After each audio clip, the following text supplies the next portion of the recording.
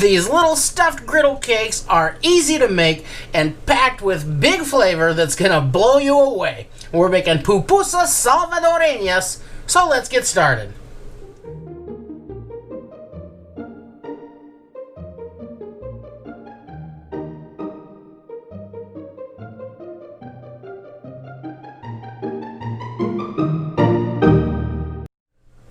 You can fill your pupusas with whatever you like. I mean, they're your pupusas, so stuff whatever you want in there. But a real traditional filling that I'm going to be doing today is refried beans and cheese. And of course, you can buy your refried beans in a can and use those. That's going to work out just fine. But making your own is really easy and a whole lot better. So I've got some delicious pinto beans that I cooked in the crock pot yesterday. To make the refried beans, I'm going to reheat these, and I'm going to season them with some onion and some Serrano pepper, and that's it. Now I've got a couple of tablespoons of cooking oil in here, and I'm going to start frying these onions and the peppers.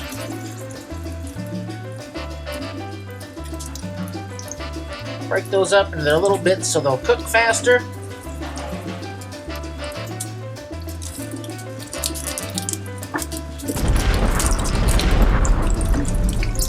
That was about a quarter of an onion and a couple of Serrano peppers there. Now I'm just going to fry this for a few minutes until I start to see some nice little seared bits on that onion. And it starts to soften up a little bit. The pepper skin's going to blister too.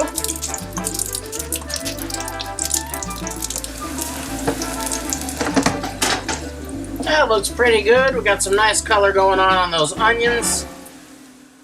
Now, we're going to be kind of over medium-high kind of heat. I'm going to get these beans going in there. Kind of strain off a little bit of the broth for now. I'm going to add some in later, but I want to get a little sizzle on these beans when they go in.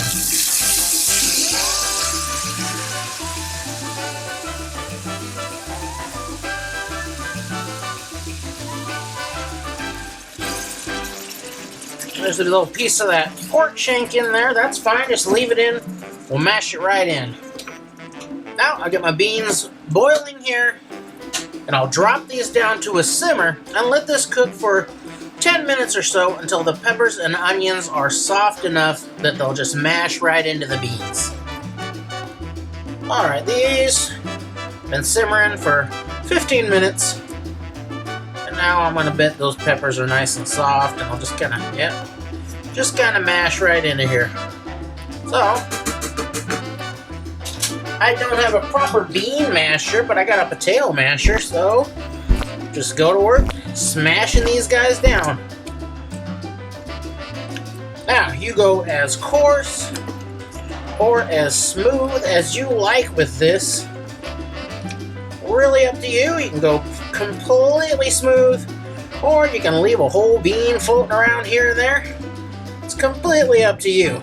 But either way, any way you do it, it's gonna be delicious, I guarantee. That looks pretty good for me, right about there. Now let's give this a little taste and check for seasoning. Looks great.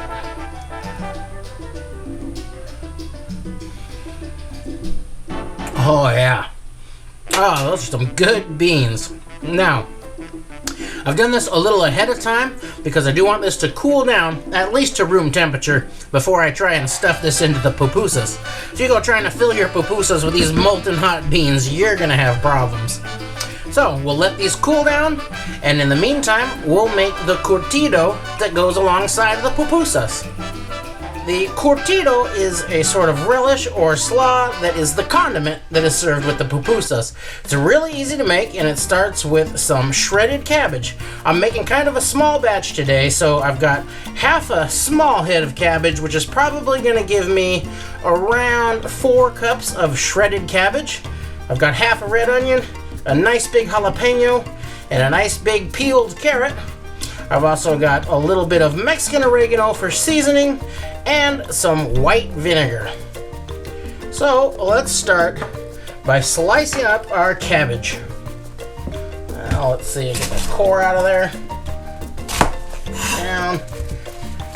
And now just nice thin slices of cabbage.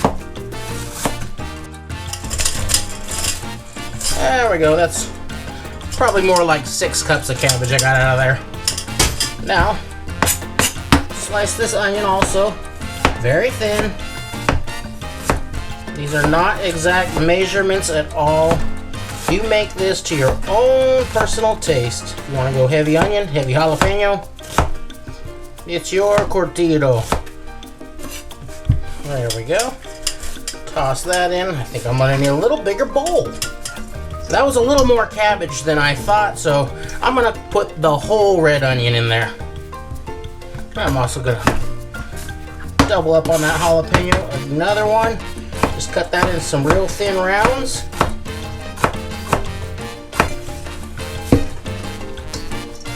And now we'll grate the carrot in there using the big side of our box grater here.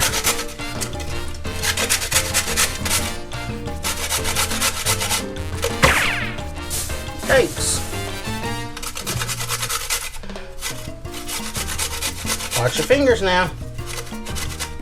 That'll do. And now I've got a teaspoon of that Mexican oregano. And I'm just going to kind of grind that with my fingers because it's kind of in big leaves. Sprinkle that all around. And then I'll put in a nice big pinch of salt, half a cup of vinegar. And now we'll toss this all together, then give it a taste. Alright, things all mixed together really well. Now let's give that a taste. Get a little bit of everything in there.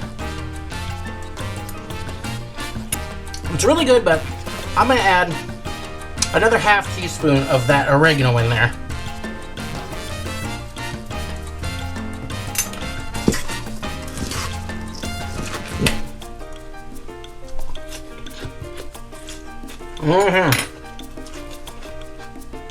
Now that's better.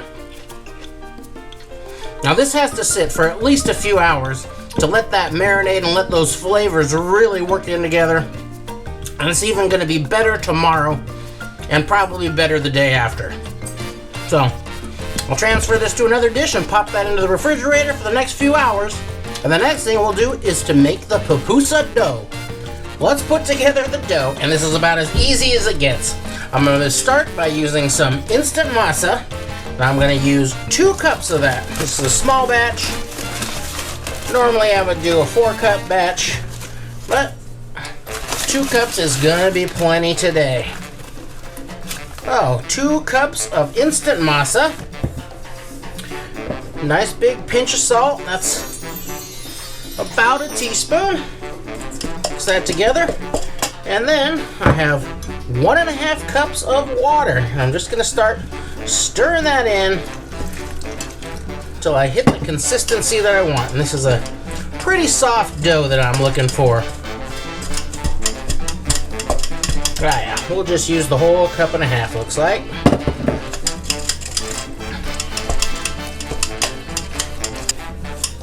Once I've got this all thoroughly mixed together, I'll work it into a little ball.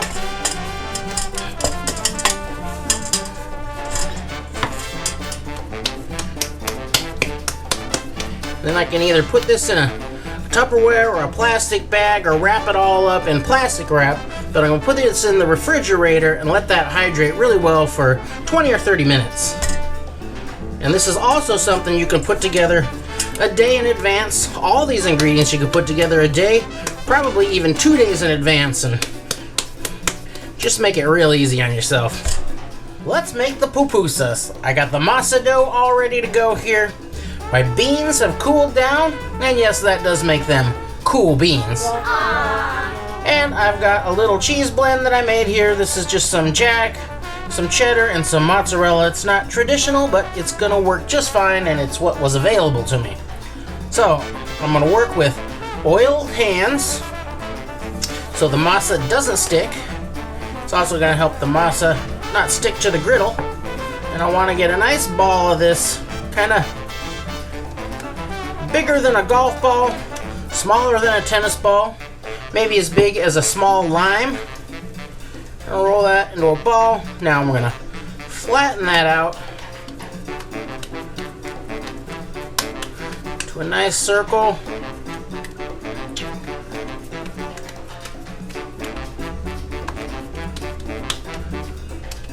And when it's down to about 1/4 of an inch thick, I will put the beans right there in the middle, not too much.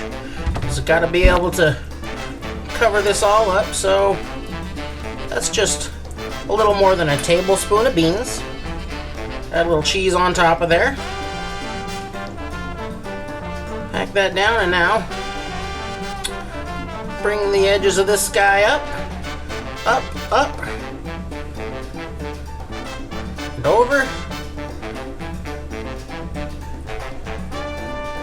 Covering that all up. Pinch that around, and now roll this back into a nice ball. So there's no creases or seams there where I just put that together. A little bit left there, just keep rolling it. There, it's all sealed up now. And I'll press it flat again. Working around the edges so it doesn't break open.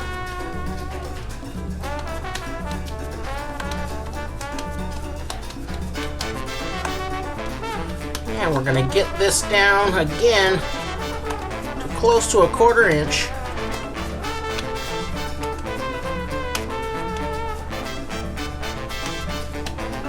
There we go. And normally I'd toss this right onto the hot griddle, but I don't have space for the hot griddle right now, so I'll set this over on a piece of parchment paper until I get ready to cook them. Oh, get my griddle heated up. A little oily, not too much. And this is sort of a medium-low situation. You don't want to go too hot, or the middle isn't going to get cooked before the outside. So, kind of like a grilled cheese. If I can get those both on there. Yeah, just barely. Alright, we're coming up on 5 minutes on that first side. Let's see if we can flip this over and see how we're looking. Still could go a little longer, so I'll let this one go a little longer and I'll flip that one more time. But it is getting some nice golden brown going there and it looks real good. Now this one should be about ready. Oh, not bad. I will flip them back again just to kind of brown up this area. I would get much more even browning it. I only put one in the center of the griddle. But one's just not enough. That one more flip. Oh, now that looks good. How's this guy doing? A little longer on that guy. Oh yeah.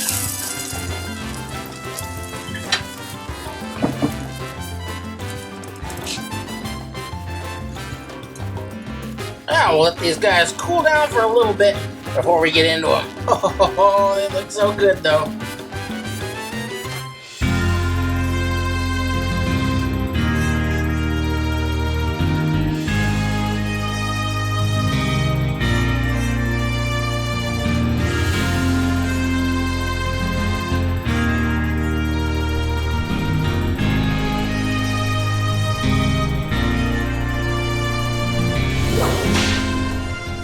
Now let's see how we did. Now I've let these cool down quite a bit because this is generally eaten with your hands.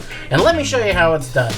You've got the curtido here, which usually they douse in a nice tomato salsa, but I like mine a little spicier, so I'm gonna dump some habanero salsa on there. And now you'll take your pupusa, break off a nice chunk. Let's get a look inside of there though. Woo! Oh my goodness. Now, we got a nice chunk of pupusa here, and we're gonna use that to kind of grab onto some of that curtido and the salsa. And now we've got a nice, delicious looking bite.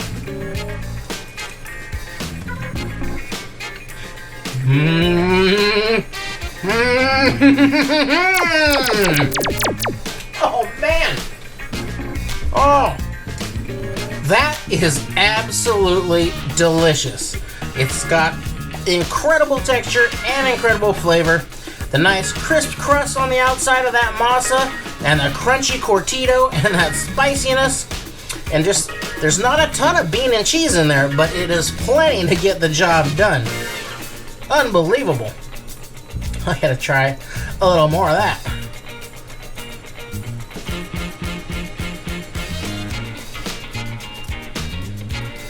Oh wow.